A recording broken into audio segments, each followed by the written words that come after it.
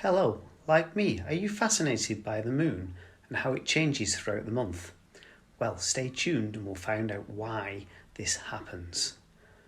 Off to outer space we go. Here is my moon. I know it's not very good, but it's the best I can do at home. The moon appears to us as a giant white disk from Earth, but in actual fact it is a sphere, just like all the other planets in the solar system. The moon is a satellite, which means it's in orbit around our Earth, and it's been like that for millions of years. When you look up at the moon, you can see that it's full of like little holes or little circles that you can see. Those are craters, and they've been created by asteroid strikes. Some are very old, some are relatively recent. In actual fact, the moon does save Earth from some asteroid strikes, which is quite a good thing for it to do, really, isn't it?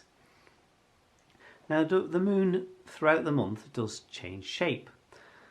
As the orbit of the moon takes roughly a month to go all the way around the Earth, it has one orbit, we can see more or less of the moon's surface because, as we've said before, the moon does not have its own light. It takes its light or gets its light from the sun and reflects that light back to us on Earth so we can see it, even during the night time when we can see the moon the most.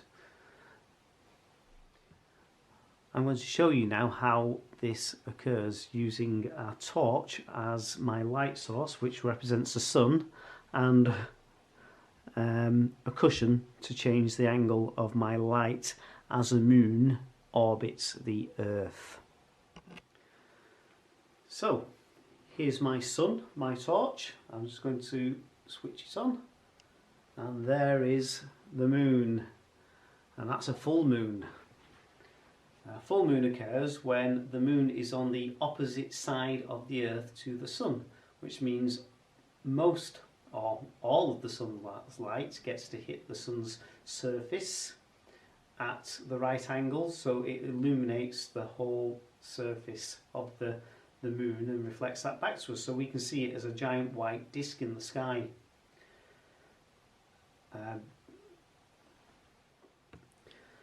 The moon doesn't rotate like the Earth does, which means we only ever see one side of the moon, and the other side of the moon is always in eternal darkness, so we only ever see this side of the moon. Throughout its orbit and throughout the month, when we look at the moon from Earth, it appears to change shape. That's because the light hits the moon from different angles. If I show you now as I move, imagine the orbit of the moon going round, you can see that the moon changes shape as it orbits the Earth until we have what's called a new moon. And then as the moon's surface is revealed to us, so that's called waxing, and as we see less and less of the moon's surface, that's called waning. I'm going to show you the different phases of the moon on the screen shortly, and then we're going to do an activity that you might like to copy at home.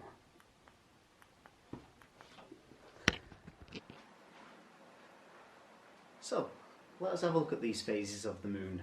There are 8 distinct phases, and I'll go through them now. The first one is the new moon.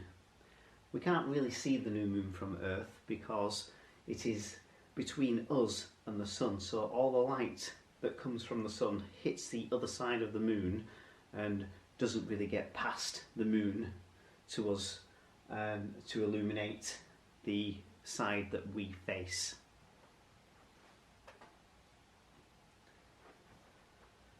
Then comes the waxing crescent, and you can just see that just a slither of the moon's surface is illuminated.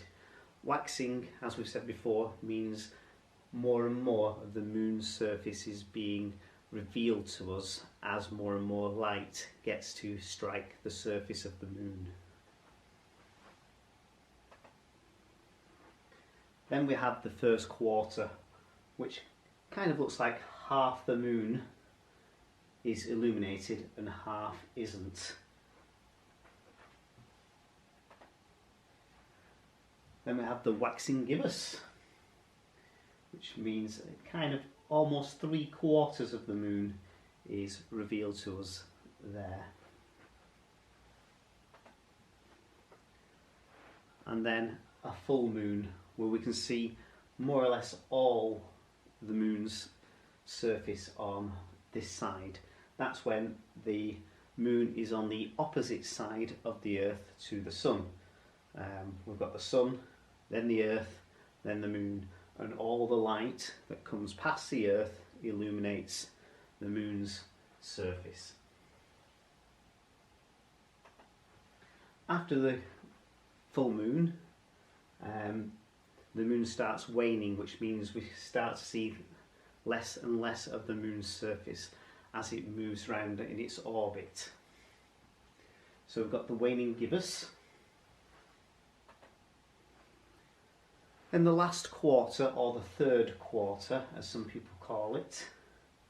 Again, the light, half the surface of the moon is illuminated, but it's getting smaller and smaller.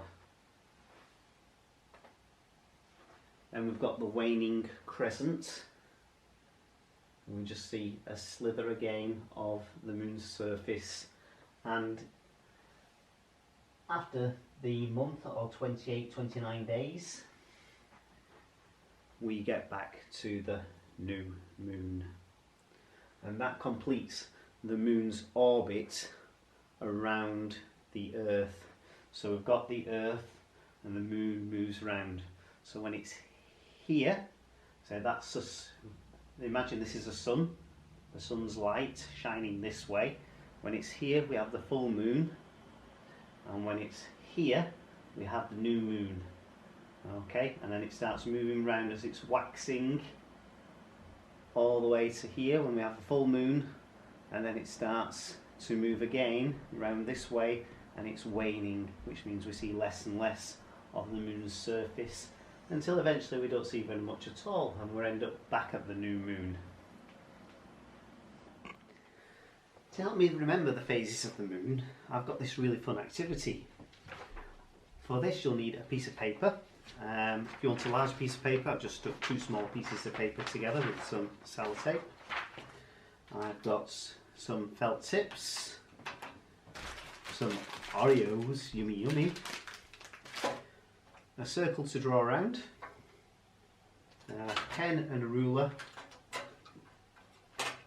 a knife, and a plate, if I've not said it already. I'm going to show you what I'm going to do first. Okay, so first I'm going to do the title, so I'm going to write here, the phases of the moon, and I'm going to underline it. There we go. That's the start of my diagram. The next thing I'm going to do, I'm going to draw the sun. I'm going to do it in orange. So I'm only going to do it at the edge of the page, just very, very, a little glimmer of the sun at the edge of the page here. And then I could colour it in if I had time, but perhaps you could do that. Then I'm going to show the direction of the light that's travelling from the sun, so I'm going to use my ruler and my yellow just to do a couple of arrows to show the direction of the light. Now the next thing I'm going to do is draw my earth. I'm going to do it probably around about there, just in the middle, just so you've got enough space on this side and this side. And I'm going to draw around with a pen or pencil to make the earth, and then I can draw on the countries if I wanted. Let's see if we can do some sort of Europe here. Oh yeah, Britain is about here, and then we've got like the Americas here, and then obviously don't forget Australia. Not drawn to scale, not in the right places, but you get the idea. And then I could colour that in. Obviously the sea bits would be blue and the land would be green. I'm going to do that now, but you don't need to watch me do that because it's very boring, so I'll be back in it.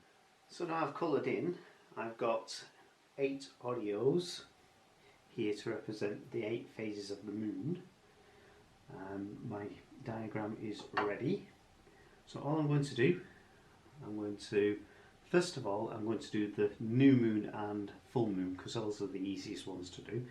I'm just going to twist off, and I'm just going to scrape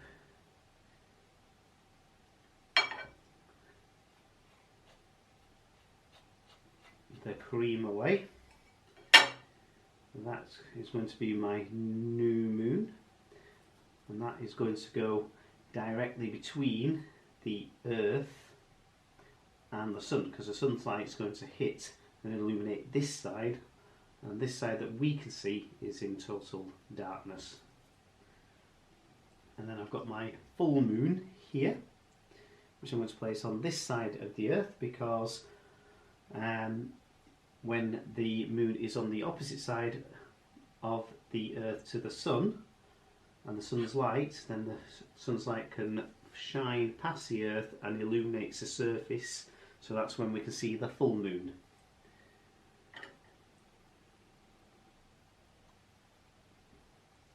Okay, so now I'm going to do the quarters, or the first quarter. Whoops, oh dear, that will happen if you're not careful, like me. So I'm going to try and be a little bit more gentle this time. Nope, I've done it again. I broke that one.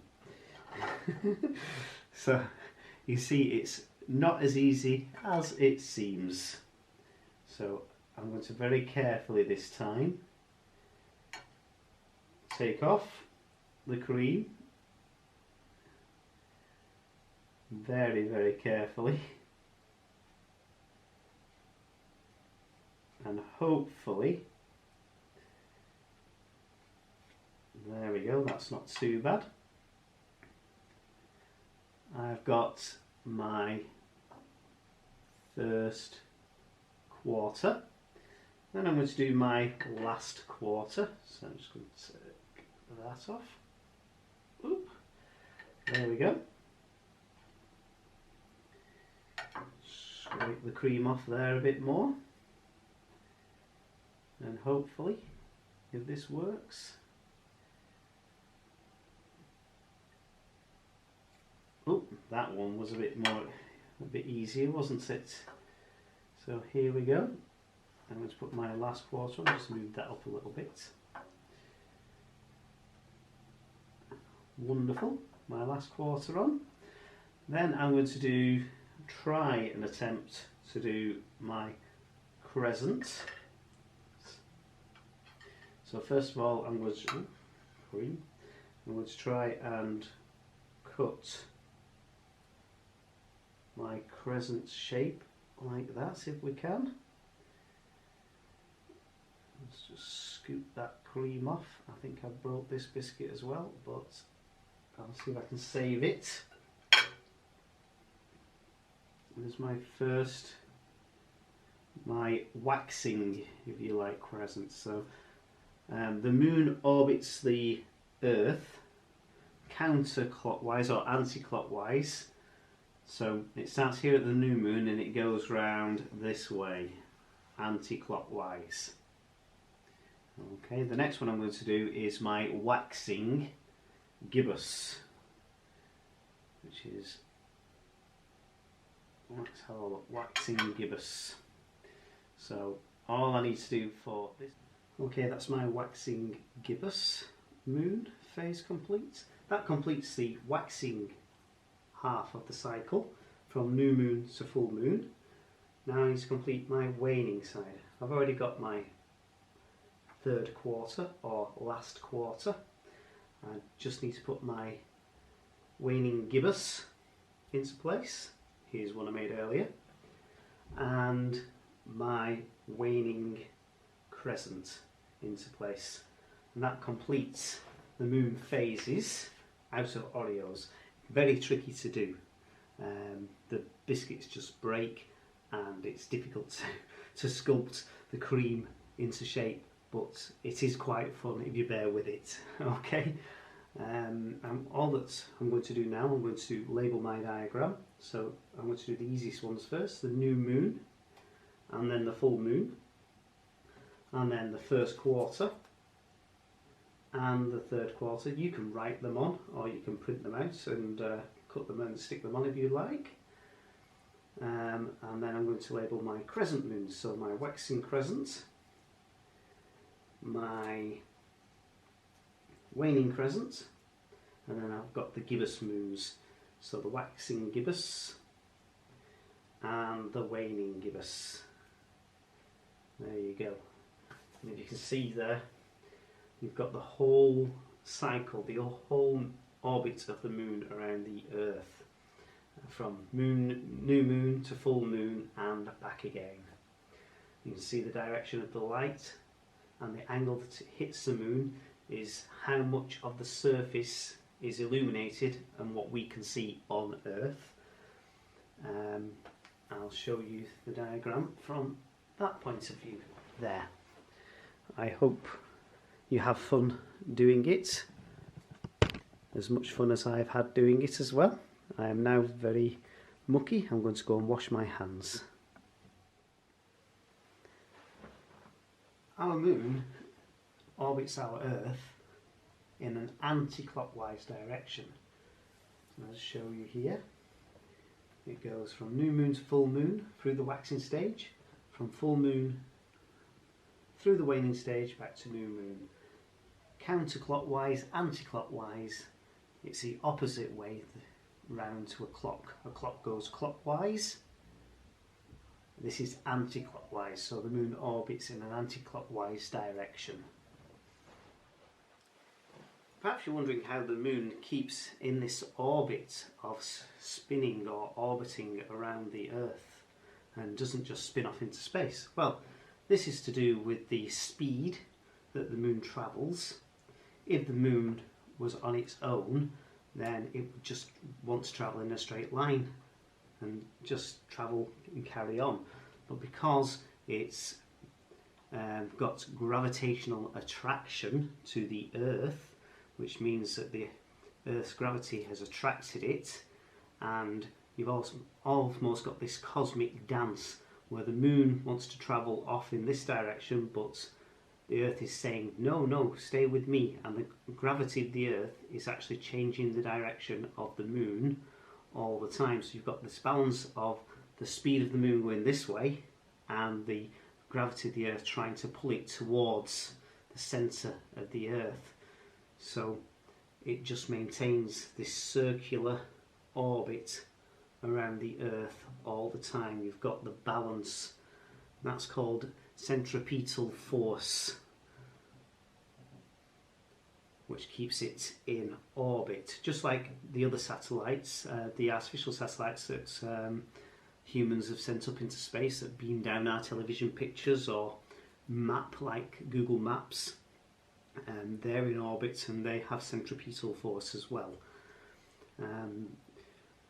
Now the moon is our own natural satellite. The Earth only has one, but the other planets in the solar system have many more moons.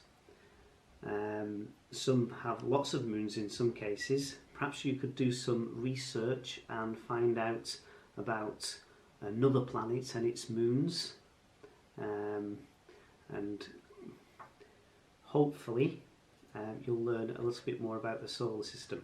I'm going to have a look about centripetal force as well. Maybe at some point I will do an experiment outside with a bucket and water to show you centripetal force in action. But for now, goodbye.